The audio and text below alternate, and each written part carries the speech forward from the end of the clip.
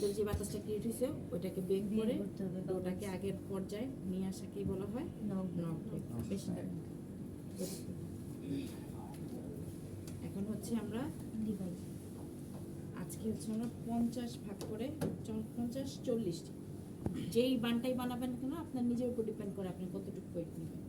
ঠিক আছে, আমরা আজকে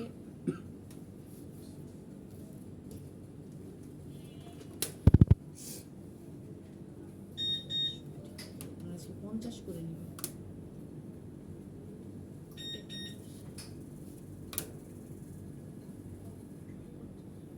এটাকে গোল করার কিছু দরকার নেই, এটা এইভাবেই থাকবে। ঠিক আছে,